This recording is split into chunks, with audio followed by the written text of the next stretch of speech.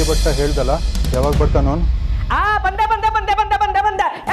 ಬಿಡ್ರೋ ಬಿಡ್ರೋ. ಏನು ಸೌಂಡ್ ಅದು? ಅವನ್ನ ಬಿಡು.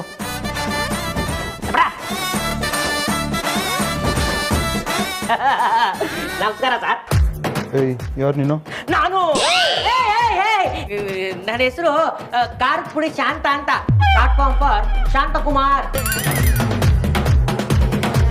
ಯಾವ ಏರಿಯಾ? ಏನು ಕೇಸ್ ನಿಂದು? ಸರ್, ನಾನು ರೌಡಿ ಅಲ್ಲ, ಭಟ್ಟ, ಅಡಿಗೆ ಭಟ್ಟ. ಮತ್ತೆ ಏನಕ್ಕೆ ಖಾರದ ಪುಡಿ ಶಾಂತ ಅಂತ ಇಟ್ಕೊಂಡಿದ್ಯಾ? ಏನು ಡಾನಾ? ಅದು ನಮ್ಮ ಅಪ್ಪ ಅಮ್ಮ ಖಾರದ ಪುಡಿ, ಅರ್ಶಿನದ ಪುಡಿ, ಚಟ್ನಿ ಪುಡಿ, ಆ ಪುಡಿ ಈ ಪುಡಿ ಎಲ್ಲ ಮಾರಿ ನನ್ನನ್ನು ಇಷ್ಟು ದೊಡ್ಡ ಶೆಫ್ ಆಗಿ ಮಾಡಿದ್ದಾರೆ. ಅದಕ್ಕೆ ನನ್ನ ಹೆಸರನ್ನ ಖಾರದ ಪುಡಿ ಶಾಂತ ಅಂತ ಇಟ್ಕೊಂಡಿದ್ದೀನಿ. ಇಲ್ಲಿ ಯಾರು ನಿನಗೆ ಬರೋಕ್ಕೆ ಹೇಳಿದು? ನಾನು ಸಿಕ್ಕಾಕೊಂಡ್ಬಿಟ್ನ? ನನ್ನ ಹೆಸರು ಇವ್ರಿಗೆ ಏನಾದ್ರು ಗೊತ್ತಾಗೋಯ್ತಾ?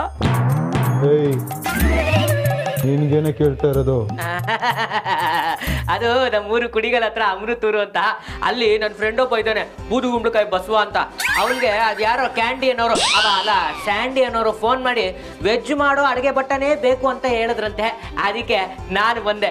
ನಾನು ವೆಜ್ ಕುಕ್ಕು, ಸೂಪರಾಗಿ ಕುಕ್ಕುತ್ತೀನಿ, ಅಲ್ಲ ತುಂಬಾ ಚೆನ್ನಾಗಿ ಅಡುಗೆ ಮಾಡ್ತೀನಿ. ಹ್ಞೂ ಅಣ್ಣ, ನಾನೇ ಹೇಳಿದ್ದು. ನಿಜವಾಗ್ಲೂ ವೆಜ್ ಅಡುಗೆ ಚೆನ್ನಾಗಿ ಮಾಡಕ್ ಬರತ್ತಾ? ವೆಜ್ಜಲ್ಲೇ ಸರ್ ನಾನು ಸ್ಪೆಷಲ್ಲು. ತಿಳಿ ಸಾಂಬಾರಿಂದ ಟೊಮೊಟೊ ಸೂಪ್ವರೆಗೂ, ಇಡ್ಲಿಯಿಂದ ಗುಜರಾತಿ ಡೋಕ್ಲಾವರೆಗೂ, ಕಾಶ್ಮೀರಿಂದ ಕನ್ಯಾಕುಮಾರಿವರೆಗೂ ಯಾವ ವೆಜ್ ಐಟಮ್ ಇದೆ ಎಲ್ಲ ತಿನ್ನಕ್ ಬರುತ್ತೆ, ಅಲ್ಲ ಮಾಡಕ್ ಬರುತ್ತೆ. ನಿನ್ನ ಹೆಸರು ಏನು ಹೇಳ್ದೆ? ಕಾಂತ ಅಂತ. ಈಗ ಶಾಂತ ಅಂದೆ. ಶ್ರೀಮದ್ ರಮಾರಮಣ ಗೋವಿಂದ ಹರಿಗೋವಿಂದ ಗೋವಿಂದ. ಶಾಂತಾನೆ, ಖಾರದ ಪುಡಿ ಶಾಂತಾನೆ. ನಿಮ್ಗೆ ಬೇರೆ ಕೇಳಿಸ್ತಾ? ಕಾಂತ ಅಂತ ಕೇಳ್ತಿರ್ಬೇಕು. ಇಲ್ಲ ಇಲ್ಲ, ನಾನು ಫ್ಲೋಲ್ ಒಂದ್ಸತಿ ಬಂದ್ಬಿಡುತ್ತೆ. ಶಾಂತ, ಖಾರದ ಪುಡಿ ಶಾಂತ. ನೋಡು, ಯಜಮಾನ್ರಿದ್ದಾರೆ, ಅವ್ರಿಗೆ ಅಡುಗೆ ಮಾತ್ರ ಚೆನ್ನಾಗಿರ್ಬೇಕು. ನೀನು ಇಲ್ಲೇ ಇರ್ಬೋದು, ಆದರೆ ನೀನು ಕೆಲಸ ಅಡುಗೆ ಮನೆಯಲ್ಲಿ ಮಾತ್ರ. ಅದು ಬಿಟ್ಟು ತರಲೆ ಮಾಡಿದರೆ ಹುಷಾರ್.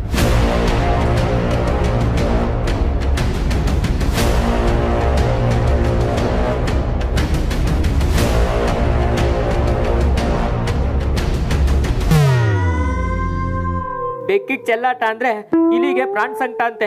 ಅದು ಯಾವ ನರಭಕ್ಷಕರು ಮನೆಗೆ ಬಂದು ಸಿಗಾಕೊಂಡ್ಬಿಟ್ನೋ ನಾನು.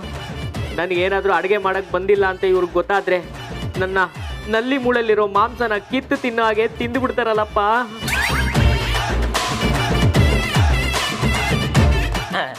ಏನು ಯೋಚನೆ ಮಾಡ್ತಾ ಇದೀಯಾ? ಅಡುಗೆ ಚೆನ್ನಾಗಿ ಮಾಡಕ್ಕೆ ಬರುತ್ತೆ ತಾನೇ? ಓ, ಟಾಪ್ ಲೆವೆಲಲ್ಲಿ ಮಾಡ್ತೀನಿ. ಹಾಂ, ಸರಿ. ಹೌದು, ನಾನು ನಿಮ್ಮನ್ನೆಲ್ಲ ಏನಂತ ಕರಿಬೇಕು? ಏನೋ ಒಂದು ಕರ್ಕೊ ಹೋಗು. ಆಯ್ತು ಕಣ ಗುಡ್ಡು. ಆಯ್ತು ಕಣಣ್ಣ ಗುಡ್ಡು ಅಂತೆ. ಅದು ಸರಿ, ನಾನು ಯಾರಿಗೆ ಅಡುಗೆ ಮಾಡಬೇಕಾಗಿರೋದು?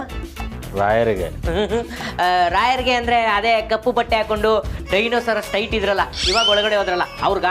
ಅವರಲ್ಲ, ಇನ್ನೊಬ್ರು ಇದಾರ ಒಳಗಡೆ. ನೋಡಿ, ನನಗೆ ಅವ್ರನ್ನ ಸ್ವಲ್ಪ ಮೀಟ್ ಮಾಡಿಸ್ತೀರಾ? ಯಾಕೆ? ಅದು ಅವ್ರಿಗೆ ಊಟಕ್ಕೆ ಏನು ಇಷ್ಟಪಡ್ತಾರೆ, ಏನು ಇಷ್ಟಪಡಲ್ಲ, ಏನು ತಿಂತಾರೆ ಅದನ್ನೆಲ್ಲ ತಿಳ್ಕೊಬೇಕಲ್ಲ, ಅದಕ್ಕೆ. ಅವ್ರಿಗೆ ಏನು ಕೊಟ್ಟರು ತಿಂತಾರೆ. ನೋಡಿ, ಅದೆಲ್ಲ ಆಗಲ್ಲ. ಮೊದಲೇ ಡೈನೋಸರಸ್ ಸರ್ ಅವ್ರನ್ನ ಚೆನ್ನಾಗಿ ನೋಡ್ಕೊ, ಅಡುಗೆ ಚೆನ್ನಾಗಿ ಮಾಡಾಕು ಅಂತ ಹೇಳ್ಬಿಟ್ಟು ಹೋಗಿದ್ದಾರೆ. ಇನ್ನು ನಾನು ಮಾಡಿರೋ ಅಡುಗೆ ತಿಂದು ಅವ್ರಿಗೆ ಏನಾದ್ರು ಹೆಚ್ಚು ಕಮ್ಮಿ ಆದರೆ ಡೈನೋಸರಸ್ ಸರ್ ನನ್ನ ಸುಮ್ಮನೆ ಬಿಡ್ತಾರಾ? ಅದೆಲ್ಲ ಆಗಲ್ಲ. ಮೊದಲು ಮೀಟ್ ಮಾಡಿಸಿ. ಸರಿ, ಬಾ.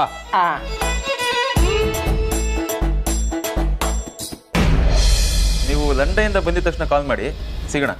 ಓಕೆ, ಬಾಯ್. ನಾನು ಇಡೀ ಊರು ಸುತ್ಕೊಂಡು ಬಂದೆ, ನೀವು ಇಲ್ಲಿ ಕೂತಿದ್ದೀರಾ? ಅಲ್ಲ, ಯಾವತ್ತೂ ಇಲ್ಲಿ ಕೂತ್ಕೊಂಡು ಕೆಲಸ ಮಾಡ್ದಿರೋರು ಇವತ್ತಿನ ಇಲ್ಲಿ ಕೂತ್ಕೊಂಡು ಕೆಲಸ ಮಾಡ್ತಾ ಇದ್ದೀರಾ? ಈ ಮನೇಲಿ ಎಲ್ಲಿ ಕೂತ್ಕೊಳ್ಳೋಕ್ಕೂ ನಿಂದಿಲ್ಲ ಒಂದು. ಸರಿ, ಇಲ್ಲಿ ಏನು ಮಾಡ್ತಾ ಇದ್ದೀರಾ? ನಾನು ಫಾರಿನ್ ಡೆಲಿಗೇಟು ಯತೀಶ್ ಅಂತ ಕಾಲ್ ಮಾಡಿದ್ರು, ಅವ್ರ ಹತ್ರ ಮಾತಾಡ್ತಿದ್ದೆ. ಸರಿ. ಅಲ್ಲ ಸಾರ್ಥಕ್, ನಿಮಗೆ ಹೆಂಡತಿ ಬಗ್ಗೆ ಒಂದು ಸ್ವಲ್ಪನಾದ್ರೂ ಕನ್ಸರ್ನ್ ಇದೆಯಾ? ಕನ್ಸರ್ನ್ ಇರೋದಕ್ಕೆ ಇಷ್ಟು ವರ್ಷ ಸೈಲೆಂಟಾಗಿ ಸಂಸಾರ ಮಾಡ್ತಿರೋದು. ಕೊಬ್ಬು ನೋಡಿ ನಿಮಗೆ. ನನಗೆ ತುಂಬ ನಿದ್ದೆ ಬರ್ತಿದೆ, ಲ್ಯಾಗ್ ಮಾಡಬೇಡ, ಡೈರೆಕ್ಟಾಗಿ ವಿಷಯಕ್ಕೆ ಬಾ. ಅದು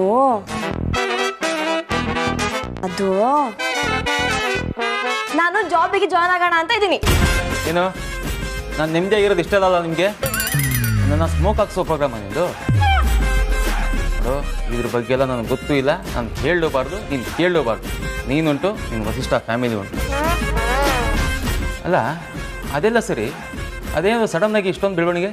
ಅದೇನಿಲ್ಲ, ಅದಿತಿ ಮದುವೆ ಆಗಿ ಬಂದಾಗ್ಲಿಂದ ಅವಳಲ್ಲಿ ಆಗಿರೋ ಬದಲಾವಣೆ. ಮದುವೆಗಿಂತ ಮುಂಚಿರೋ ಆ ಹುಡುಗಾಟಿಕೆ ಇಲ್ಲ. ಅವಳು ಕಂಪ್ಲೀಟಾಗಿ ಚೇಂಜ್ ಆಗಿಬಿಟ್ಟಾಳೆ ಸಾರ್ಥಕ್. ಹಾಗೆ ನೋಡಿದ್ರೆ ಈ ಮನೆಯಲ್ಲಿ ಧ್ರುವನ ಅವಳಷ್ಟು ರೆಸ್ಪಾನ್ಸಿಬಲ್ ಆಗಿ ಯಾರು ನೋಡ್ಕೊಳ್ತಾ ಇಲ್ಲ. ಅದಕ್ಕೆ ನಾನು hello hello hello missus Sarthak, ನೀನು ನನ್ನ ತಂಗಿರನ್ನ ಈಗ 2019-20 ನೋಡ್ತಾ ಇದ್ದೆ. ನಾನು 2000 ಇಸ್ವಿ ಉಪೇಂದ್ರ ಸಿನಿಮಾ ರಿಲೀಸ್ ಆಯ್ತು ಗೊತ್ತಾ, ಆಗಿಂದ ನೋಡ್ತಾ ಇದೀನಿ. ಜವಾಬ್ದಾರಿ ಅಂತ ಬಂದರೆ ಅವರ ಅಗೋರೆ ಮುಂದೆ ಬರ್ತಾರೆ, ಯಾವತ್ತೂ ಹಿಂದೆ ಸರ್ದಿಲ್ಲ. ಅದೆಲ್ಲ ಸರಿ, ತಾವೊಂದು ಕೆಲಸ ಮಾಡಬೇಕು ಅಂದ್ಕೊಂಡಿದ್ರ? ಟೀಚರಾ? ಅದು ಸರಿ, ನೀನು ಮಾಡಿರೋದು MBA ಅಲ್ವಾ? ನೋಡು, ನಿನ್ನ ಕೈಲಿ ಇದೆಲ್ಲ ಆಗದೆ ಇರೋ ಕೆಲಸ. ಯಾಕೆ ಅಂದರೆ ಇದೆಲ್ಲ ನಿಮ್ಮಂಥ ಶ್ರೀಮಂತರ ಮಕ್ಳಿಗೆ ಆಗದೆ ಇರೋ ಕೆಲಸ. ನೋಡು, ಇದಕ್ಕೆಲ್ಲ ತಿಳುವಳಿಕೆ ಬೇಕು, ಸಾಮಾನ್ಯ ಜ್ಞಾನ ಇರಬೇಕು. ನಿನಗಿರೋ ಶಿಕ್ಷಣಕ್ಕೆ ಹಬ್ಬಬ್ಬ ಅಂದರೆ ಈ LKG ಮಕ್ಕಳಿಗೆ ಗಿಲ್ಕಿ ಹಿಡ್ಕೊಂಡು ಪಾಠ ಹೇಳ್ಬೋದು ನೋಡು. ಯಾಕೆ ಕಿಂಡಲ್ಲ? ನೋಡು, ಈ ಥರ ಎಲ್ಲ ಶಿವಣ್ಣನ ಥರ ಲುಕ್ ಕೊಡ್ಬೇಡ ನನಗೆ.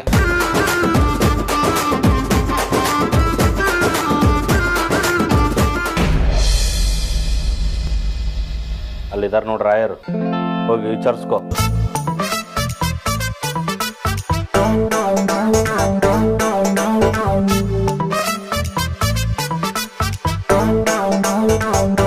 ಯಾರು ಗುರು ಈ ಜೆಂಟಲ್ಮೆನು? ಇವ್ರ ಬಗ್ಗೆ ತಿಳ್ಕೊಳ್ಳೋದಕ್ಕೆ ಯಾಕೆ ಗುರು ನಮ್ಮ ಬಡ ಬಾಸು ರೌಡಿ ಮೇಡಮು ನನ್ನನ್ನು ಇಲ್ಲಿ ಕಳಿಸಿದ್ದು? ಅನ್ಯಾಯವಾಗಿ ಇವತ್ತು ನಾನು ಹೆಣ್ಣು ನೋಡೋ ಶಾಸ್ತ್ರ ನಿಂತೋಯ್ತು.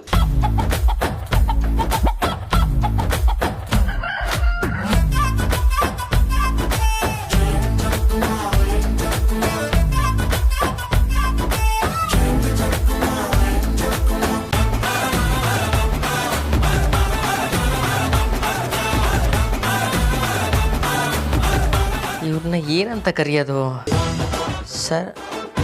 ಬೇಡ ಬೇಡ, ದೊಡ್ಡವರೇ ಅಂತಾನೆ ಕರೆದು ಬಿಡೋಣ. ದೊಡ್ಡವರೇ, ದೊಡ್ಡವರೇ, ನಮಸ್ಕಾರ ದೊಡ್ಡವರೇ. ಯಾರಪ್ಪ ನೀನು? ನನ್ನ ಹೆಸರು ಕಾಂತ ಅಂತ. ಅಲ್ಲ ಅಲ್ಲ, ಶಾಂತ ಅಂತ.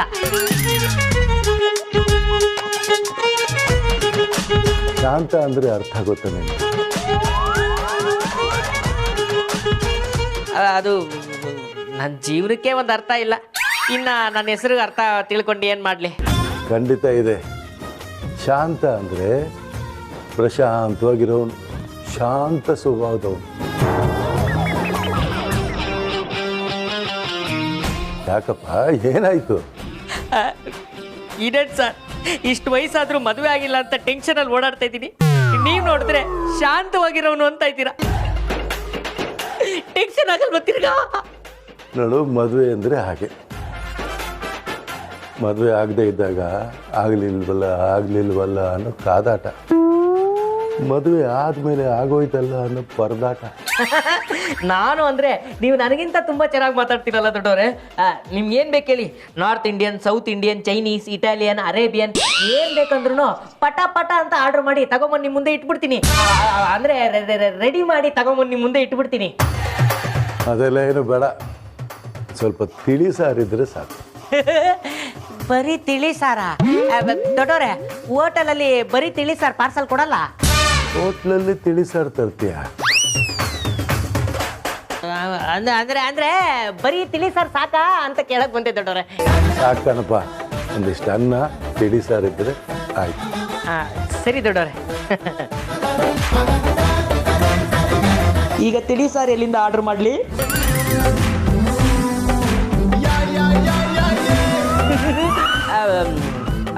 ಅಣ್ಣ, ನೀವು ಯಾಕೋ ನನ್ನ ಫಾಲೋ ಮಾಡ್ತಾ ಇದ್ದೀರಾ ಅನ್ಸ್ತದೆ. ಯಾಕೆ ಮಾಡಬಾರ್ದಾ? ಮಾಡಿ. ಇಲ್ಲಾಂದ್ರೆ ಒಂದು ಕೆಲಸ ಮಾಡಿ, ನಿಮ್ಮ ಕಣ್ಗುಡ್ಡಿನ ಕಿತ್ಬಿಟ್ಟು ಇಲ್ಲಿ ನನ್ನ ಕಿವಿ ಹತ್ರ ಸಿಕ್ಸ್ಬಿಡಿ. ನಾನು ಎಲ್ಲೆಲ್ಲಿ ಹೋಗ್ತೀನಿ, ಏನೇನು ಮಾಡ್ತೀನಿ ಅಂತ ಎಲ್ಲ ಗೊತ್ತಾಗುತ್ತೆ. ನಿಮ್ಮ ಥರನೇ ನಾನು ಕೆಲಸ ಮಾಡಕ್ಕೆ ಬಂದಿರೋದಲ್ವಾ ಅಣ್ಣ. ಅವ್ರಿಗೆ ಅಡುಗೆ ಮಾಡಕ್ಕೆ ಬಂದಿದ್ದೀನಿ, ನೀವು ಇಲ್ಲಿ ವಾಚ್ಮ್ಯಾನ್ ಅಲ್ಲ ಬಾಡಿಗಾರ್ಡ್ ಕೆಲಸ ಮಾಡಕ್ಕೆ ಬಂದಿದ್ದೀರಾ. ದಯವಿಟ್ಟು ನಿಮ್ಮ ಕೆಲಸ ನೀವು ಮಾಡಿ, ನನ್ನ ಕೆಲಸ ನನಗೆ ಮಾಡಕ್ಕೆ ಬಿಡಿ.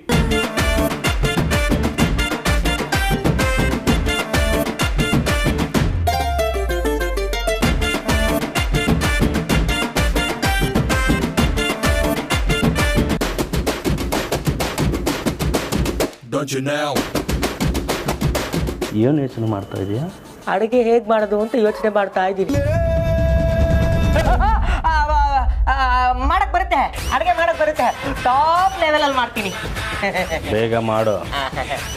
ವೆಜ್ಜು ಇಲ್ಲ ಅಂದ್ರೆ ನೀನು ಹಾಕ್ತೀಯ ನಾನ್ ವೆಜ್ಜು.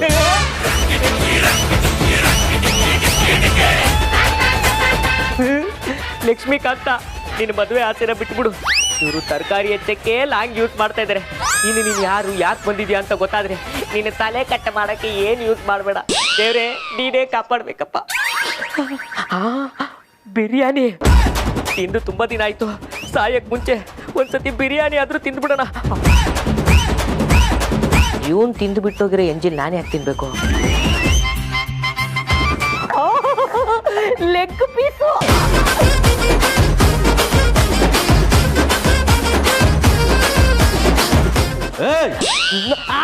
ಆಯ್ತು, ಹೋಗ್ತಾ ಇದ್ದೀನಿ, ಮಾಡ್ತೀನಿ.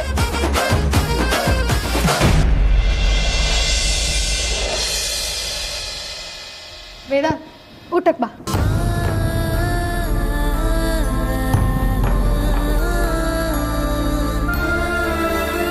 ಏನು ಯೋಚನೆ ಮಾಡ್ತಿದ್ಯಾ ವೇದ?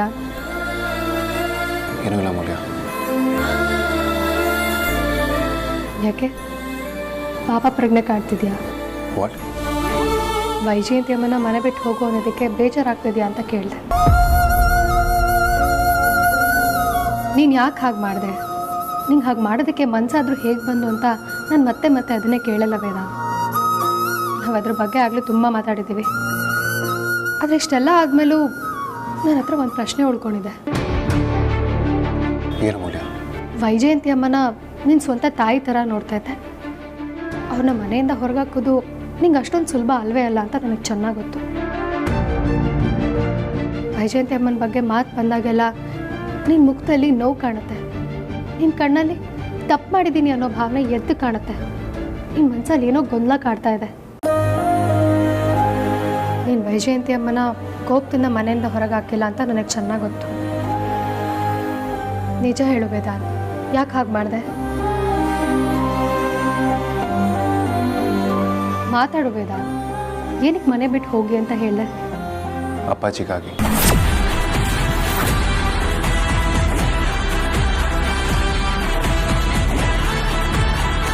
ಅಪ್ಪಾಜಿಗೋಸ್ಕರನಾ? ಯಾಕೆ?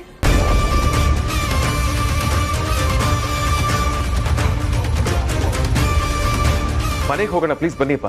ನಾನು ನಿಮ್ಮ ಮನೆಗೆ ಬರಬೇಕು ಅಂದರೆ ಆ ವೈಜಯಂತಿ ಅವ್ರನ್ನ ನಿಮ್ಮ ಮನೆಯಿಂದ ಆಚೆ ಕಳಿಸ್ಬೇಕು. ಎಷ್ಟಾಯಿತು? ನನಗವ್ರು ಕೊಟ್ಟಿದ್ದು ಎರಡೇ ಆಯ್ಕೆ ಮೂಲ್ಯ, ಒಂದು ಅಪ್ಪಾಜಿ, ಒಂದು ವೈಜಯಂತಿ ಅಮ್ಮ.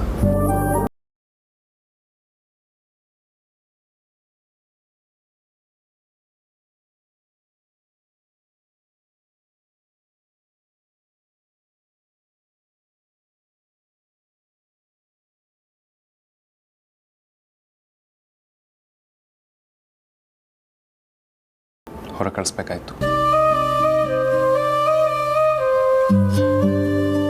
ವೇದಾಂತ್, ಇಲ್ಲೇನೋ ಮಿಸ್ ಆಗ್ತಿದೆ ಅಂತ ನಿಂಗೆ ಅನ್ನಿಸ್ತಿಲ್ವಾ?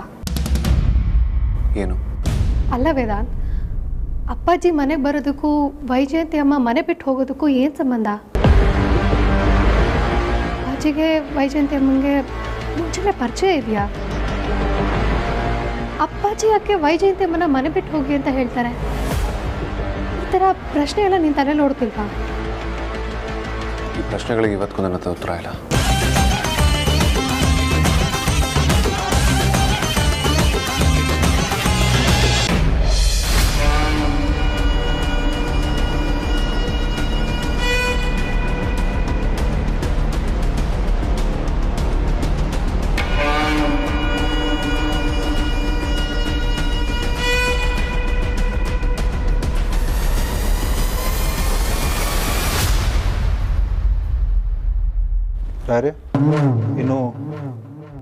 ಮಲಗಲಿಲ್ವಾ?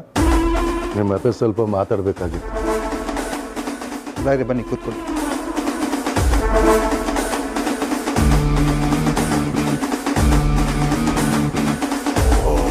ಹೇಳಿದ್ರೆ ಏನು ವಿಷಯ? ಅದೇ ಅವತ್ತು ಒಬ್ಬ ಹುಡುಗ ಬಂದಿದ್ನಲ್ಲ, ಸಂಖ್ಯಾಪುರದಲ್ಲೂ ಸಿಕ್ಕಿದ್ದ. ಅವನ ಹೆಸರು ವೇದಾಂತ್. ಅವನೇನು? ನೀನು ಆ ವೇದಾಂತ್ ಹತ್ರ ಹೇಳಿಸಿ ಅವ್ರ ಮನೇಲಿರೋ ಹೆಂಗಸನ್ನ ಆಚೆ ಹಾಕಿಸ್ತ. ಆ ಹೆಂಗಸ ಅವಳಿಗೂ ನನಗೂ ಏನು ಸಂಬಂಧ?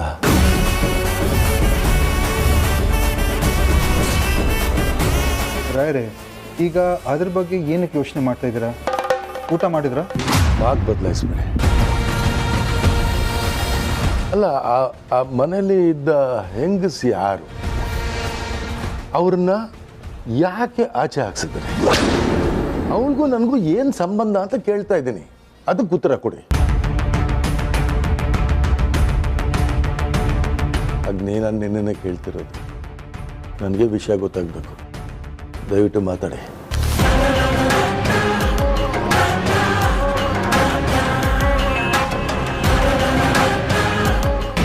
ಅಜ್ಜಿ, ವೈಜಯಂತಿ ಅಮ್ಮನ ಮನೆಯಿಂದ ಹೊರ ಕಳಿಸು ಅಂತ ಯಾಕೆ ಹೇಳಿದ್ರು ಅಂತ ನನಗೀಗಲೂ ಅರ್ಥ ಆಗ್ತಿಲ್ಲ. Totally blank. ನೀನಷ್ಟೇ ಅಲ್ಲ ವೇದಾಂತ್, ನಿನ್ನ ಜಾಗದಲ್ಲಿ ನಾನಿದ್ದಿದ್ರು ನಾನು ಬ್ಲ್ಯಾಂಕ್ ಆಗ್ತಾ ಇದ್ದೆ. ನನಗೂ ನಿನಗೂ ಚೆನ್ನಾಗಿ ಗೊತ್ತು ಈ ಮನೇಲಿ ಎಲ್ಲರೂ ವೈಜಯಂತಿ ಅಮ್ಮನ ಎಷ್ಟು ಇಷ್ಟಪಡ್ತೀವಿ ಅಂತ. ಆದರೆ ಅದೆಲ್ಲ ವಿಷಯ. ಅಪ್ಪಾಜಿ ಯಾಕೆ ವೈಜಯಂತಿ ಅಮ್ಮನ ಮನೆ ಬಿಟ್ಟು ಹೋಗಿ ಅಂತ ಹೇಳಿದ್ರು ಅನ್ನೋದ್ರ ಬಗ್ಗೆ ನಾವು ಥಿಂಕ್ ಮಾಡಲೇಬೇಕು.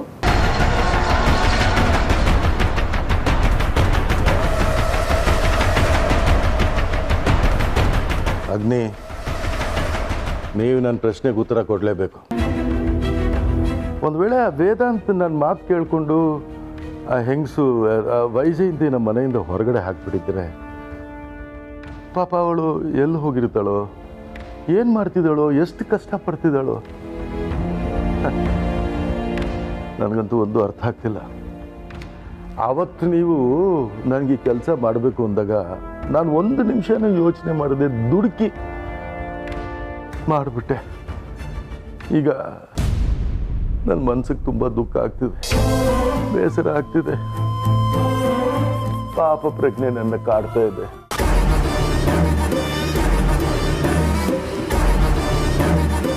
ರಾಯರೇ, ಬೇರೆಯವ್ರ ಬಗ್ಗೆ ನಾವು ತಲೆ ಕೆಡ್ಸ್ಕೊಬಾರ್ದು. ನಾವು ಬೆಳೆದಕ್ಕೆ ನೋಡಬೇಕು.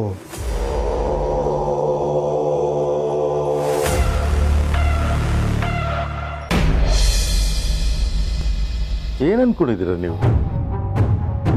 ನನ್ನ ಜೀವನದ ಉದ್ದೇಶನೇ ಬೇರೆಯವ್ರಿಗೆ ಸಹಾಯ ಮಾಡಬೇಕು, ಅವ್ರ ದುಃಖದಲ್ಲಿದ್ದರೆ ಸಂತೋಷ ಕೊಡಬೇಕು ಅನ್ನೋದು. ಆದರೆ ಇಲ್ಲಿಗೆ ಬಂದ ಮೇಲೆ ನನ್ನ ಜೀವನನೇ ಬದಲಾಗೋಯ್ತು. ಒಂದು ಹೆಣ್ಣಿನ ಜೀವನನ ಹಾಳು ಮಾಡಿಬಿಟ್ಟೆ. ವೇದ ಉಪನಿಷತ್ ಪಡಿಸಿದ ಬಾಯಲ್ಲಿ ಕೊನೆ ಬೆದರಿಕೆ ಹಾಕಿಸ್ಬಿಟ್ಟೆ. ನನ್ನನ್ನು ಯಾಕೆ ರೌಡಿ ಥರ ಬಳಸ್ತಾ ಇದೆಯಾ? ನನ್ನನ್ನು ಏನು ಅನ್ಕೊಂಡಿದ್ಯಾ ನೀನು? ನಿಮ್ಮನೆ ಕೆಲಸದವನು ಅನ್ಕೊಂಡ್ಬಿಟ್ಟಿದ್ಯಾ? ನೋಡು, ನನಗೆ ನನ್ನದೇ ಆದ ವ್ಯಕ್ತಿತ್ವ ಇದೆ. ನಾನು ಯಾರ ಮಾತು ಕೇಳಲ್ಲ. ನಾನು ಅನ್ಸಿದ್ದು ಮಾತ್ರ ನಾನು ಮಾಡ್ತೇನೆ. ನನ್ನಿಂದ ಯಾಕೆ ಕೆಲಸಗಳೆಲ್ಲ ಮಾಡಿಸ್ದೆ? ಅದಕ್ಕೆ ಉತ್ತರ ಕೊಡು. ನನಗೀಗ ಉತ್ತರ ಬೇಕು. ನಿನ್ನನ್ನು ಕೇಳ್ತಾ ಇರೋದು. ಅಗ್ನಿ, ನಾನು ನಿನ್ನನ್ನೇ ಕೇಳ್ತಿರೋದು. ಉತ್ತರ ಬೇಕು ನನಗೆ. ಉತ್ತರ ಕೊಡು. ರಾಯರೇ, ನಿಮ್ಮನ್ನು ಯಾಕೆ ಇಲ್ಲಿ ಕರ್ಕೊಂಡ್ಬಂದೆ ಗೊತ್ತು ತಾನೆ? ಯಾಕೆ? ನನ್ನಿಂದ ನಿಮಗೆ ಒಂದು ಸಹಾಯ ಆಗಬೇಕಲ್ವಾ? ಅದಾಗಬೇಕಿದ್ರೆ ನಾನು ಹೇಳಿದ ಕೆಲಸ ನೀವು ಮಾಡಬೇಕು. ಇಲ್ಲ, ನಾನು ಮಾಡಲ್ಲ. ಇನ್ನು ಮುಂದೆ ನೀನು ಹೇಳೋ ಯಾವುದೇ ಕೆಲಸ ನಾನು ಮಾಡೋಕ್ಕೆ ತಯಾರಿಲ್ಲ. ನನ್ನಿಂದ ಯಾರ ಜೀವನನೂ ಹಾಳಾಗೋದು ಬೇಡ. ಈಗ ಮಾಡಿರೋದೇ ಸಾಕು. ಇನ್ನು ಮುಂದೆ ನನ್ನ ಗುರಿ ನನ್ನ ಹುಡುಗಾಟ ನಂದು. ನಿನ್ನ ಸಹಾಯ ನನಗೆ ಬೇಕಾಗಿಲ್ಲ. ಇಷ್ಟು ದಿನ ನೀವು ನನ್ನ ಮೇಲೆ ತೋರಿಸಿದ ಪ್ರೀತಿಗೆ ನಾನು ಚಿರಋಣಿ. ನನಗೂ ನಿಮಗೂ ಆಗಿ ಬರಲ್ಲ. ನಾನು ಮತ್ತೆ ಸಂಪ್ಯಪುರಕ್ಕೆ ವಾಪಸ್ ಹೋಗ್ತಾ ಇದ್ದೀನಿ.